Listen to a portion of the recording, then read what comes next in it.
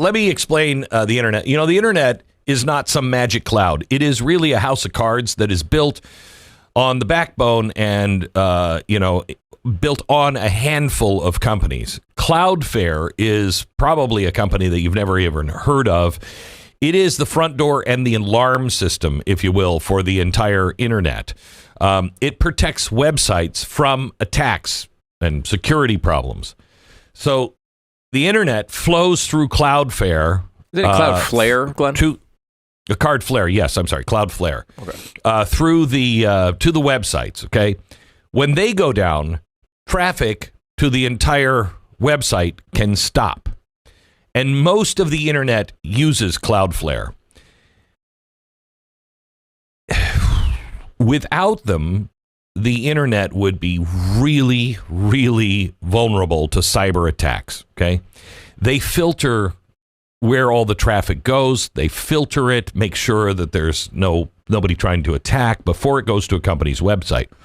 So the filter is blocked when they go down, so traffic can't get through to anybody. All right. It's a really complex service. One of the most highly valued companies in technology companies. And I mean, it's almost irreplaceable.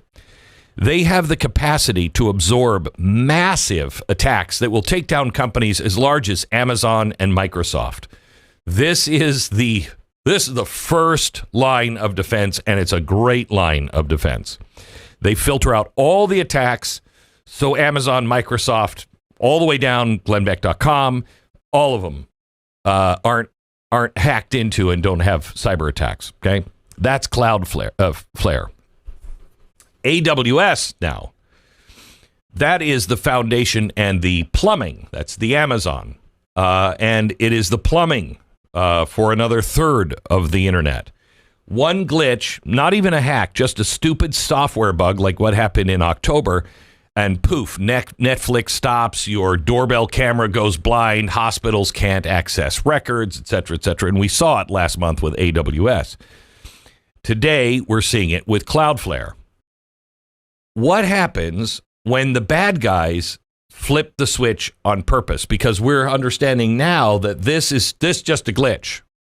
It's just there is a wrinkle in the get along, and we just couldn't get that hitch and glitch out of the get along, and so you know what happens when that happens. No, I really don't. The bad guys in this scenario, one of the bad guys is Communist China. Because they just launched, we found this out last week, they just launched the world's first AI agent army. This is unbelievable. This is not sci-fi. This is real. In September, the hackers, didn't sit in, dark rooms typing and trying to get out. They turned an American AI, Claude, which is Amazon, is it not? Claude's Anthropic, I believe. No, is that Google? It's Anthropic. Who is it? Anthropic. You're right. Anthropic. They turned Claude into a Terminator. What they did is they got into Claude and they said, hey, pretend you're a good guy doing security tests. Then gather this information and put some problems into the system. They scanned the networks. They wrote exploits. They stole secrets from big tech companies, from banks, even from our government. Okay? Because humans, just when it's in there and you see that it's, Anthropic, you're like, oh, yeah, approve. 4 breaches were confirmed. And that's just what we caught. There was no human involved in this. Okay? Now, the computers on wheels, Tesla, one software update that goes wrong and your Tesla becomes a brick at 90 miles an hour. The internet is exactly the same. We've handed our entire lives over to the internet and to automation, banking, shopping, voting, talking. These are all really fragile digital pipes. And now the AI super soldiers, the agents, without anyone behind them, just one guy typing in China, Go in and cause disruption and pretend that you're a friend. And it does. So what does this mean to you? Well, it means we need redundancy, for one thing. Are you safe with your power? Are you safe with your heating? Are you safe with some of the things that are going on? Your 401k hacked by a robot that never ever sleeps. Your kids' school records gone. Your power grid. Remember Texas a few years back when the power grid was overwhelmed? Imagine that being done by AI robotics. We keep centralizing everything. This is the problem. This is the problem in our government and everything else. Instead of getting smaller, we keep getting larger. You remember what they said in '08? The banks, they're just too big to fail. And so what do? Instead of breaking them up and strengthening the smaller banks, they put the smaller banks out of business and rolled them all up into the bigger banks. So made the bigger banks even bigger than they were. Centralization is a bullseye for chaos. And everything is being centralized right now. And the outage starves the system. This is a wake-up call. If you're trying to get onto ChatGPT or anything else today, your banks, whatever, and there's a glitch and it's down for a while, we need redundancy yesterday. Decentralize. It's like bringing manufacturing home again, bringing the chips home again. Build AI defenses that don't let Chinese agents waltz right in through the back door. Harden our grid, harden our data, or lose your freedom. So that's what's happening today. Now, let me get to one of the distractions quickly. The Epstein files.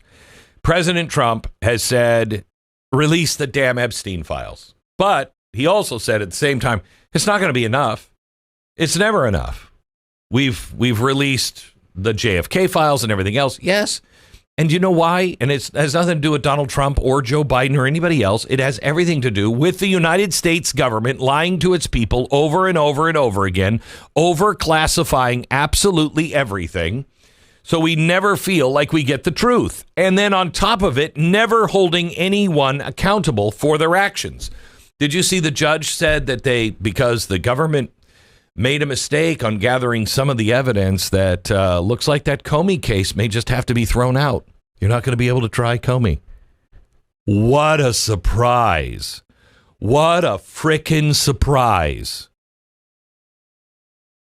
So he's releasing the Epstein files, but says they're not going to be enough.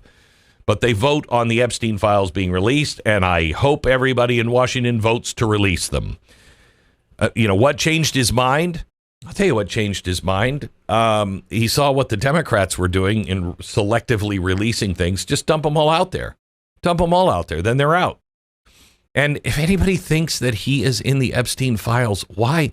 Just ask yourself this one simple question. Why wouldn't the Democrats have used it between 2020 and 2024? Why would they not have released that evidence? It would have been the easiest way to make sure he wasn't president of the United States. If you think he's hiding something for him, you're out of your ever-loving mind. Now, that's my opinion. Kind of a strong, forceful opinion, I know, but I've done a lot of critical thinking on this one. But that doesn't mean that all of his buddies and everybody else are safe. Larry Summers has just announced that he's going to step back from public life. I mean, he is the, former Democratic Treasury Secretary. He said he's going to step back. Summers' emails with Epstein show that the former cabinet official saw late financier's advice on pursuing a woman he referred to as his mentee. Oh, boy. And he referred to himself in this email as Epstein's wingman. Oh, boy. He said, I'm deeply ashamed of my actions and recognize the pain I have caused. I take full responsibility for my misguided decision to continue communicating with Mr. Epstein while continuing to fill my teaching obligations. So we got a guy who's hanging out with Epstein, because where does he teach? I think he teaches at Harvard, doesn't he? Oh, good. Yeah, let's have him hang out with the young kids. I'll be stepping back from my public commitments as part of my broader effort to rebuild trust and repair relationship with the people closest to me. Like, maybe, I don't know, your wife? He hasn't been accused of any wrongdoing, but he was,